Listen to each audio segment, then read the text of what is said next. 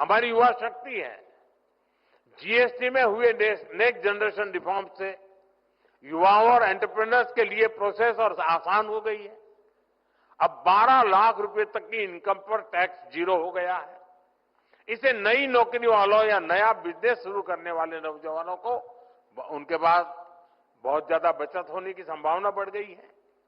साथियों, आप सभी जानते हैं आज बिजली सिर्फ रोशनी का माध्यम नहीं है। आज AI, data centres, semiconductor, manufacturing, ऐसे हर इकोसिस्टम के लिए ज्यादा बिजली की जरूरत है।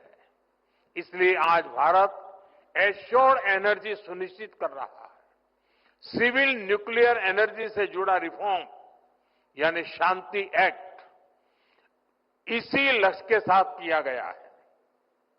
इससे न्यूक्लियर सेक्टर में तो हजारों नए जॉब्स पैदा हो गए ही, बाकी सेक्टर्स पर भी इसका मल्टीप्लायर इफेक्ट होने वाला है। साथियों, दुनिया के अलग अलग देशों की अपनी जरूरतें हैं, अपनी डिमांड है। वहां वर्कफोर्स लगातार घट रही है।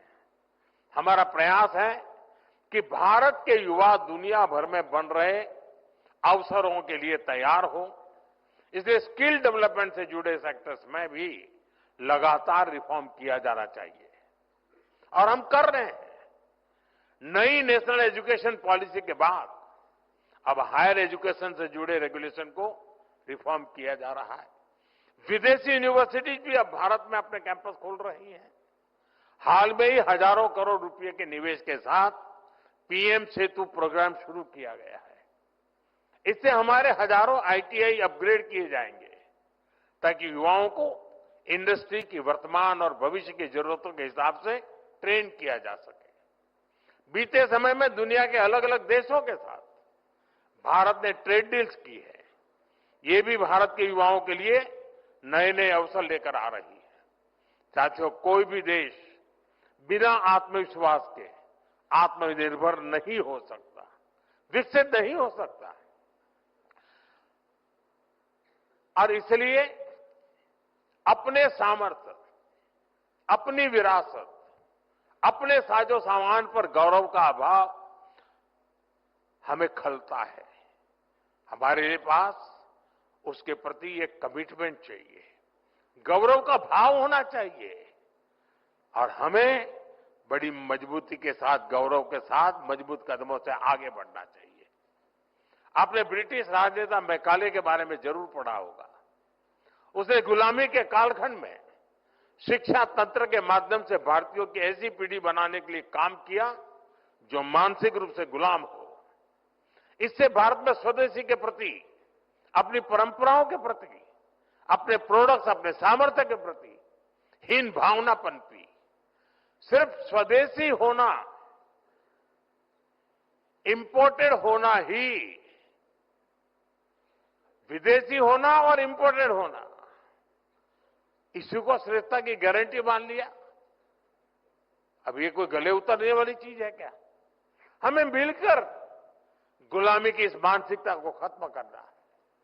10 साल बाद मैकाले के उस दुस्साहस को 200 वर्ष पूरे हो रहे हैं और ये पीढ़ी की जिम्मेवारी है कि 200 साल पहले का जो पाप है ना, वो धोने के लिए अभी 10 साल बचे हैं हमारे पास। और ये युवा पीढ़ी धो करके रहेगी, मुझे पूरा भरोसा है। और इसलिए देश के हर युवा को संकल्प लेकर इस मानसिकता से देश को बाहर निकालना है। साथियों, हमारे यहां शास्त्रों में कहा गया है और यहां पर स्टार्टअप, यहां जो प्रेजेंटेशन हुआ उसमें भी उसका उल्लेख किया गया, आनो भद्रः कर्तव्यो यन्तु विश्वतः, यानी हमारे लिए सभी दिशाओं से कल्याणकारी और शुभ और श्रेष्ठ विचार आने दें। आपको भी दुनिया के हर बेस्ट प्रैक्टिस से सीखना है, लेकिन अपनी विरासत, अपने आइडियाज को कमतर आंकने की प्रवृत्ति को कभी हावी नहीं होने देना है। स्वामी विवेकानंद जी का जीवन हमें यही तो सिखाता है। उन्होंने दुनिया भर में भ्रमण किया, वहां की अच्छी बातों की प्रशंसा की, लेकिन उन्होंने भारत की विरासत को लेकर फैलाए गए भ्रम को तोड़ने के लिए निरंतर प्रयास की, कठोरता उन्होंने घाव की उस पर।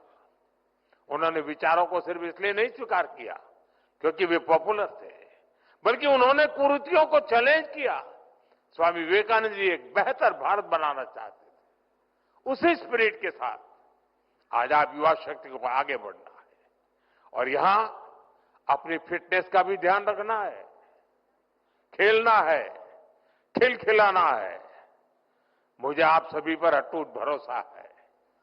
आपका सामर्थ्य, आपकी ऊर्जा पर मेरा विश्वास है। इन्हीं शब्दों के साथ आप सभी को एक बार फिर से युवा दिवस की बहुत बहुत शुभकामनाएं।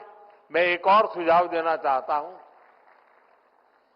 ये जो हमारा डायलॉग का कार्यक्रम चल रहा है, क्या आप कभी योजना करके अपने स्टेट में स्टेट को विकसित बनाने के लिए डायलॉग ये कार्यक्रम शुरू करें और थोड़े समय के बाद हम डिस्ट्रिक्ट को विकसित बनाने के लिए भी डायलॉग शुरू करें, इस दिशा में जाएंगे।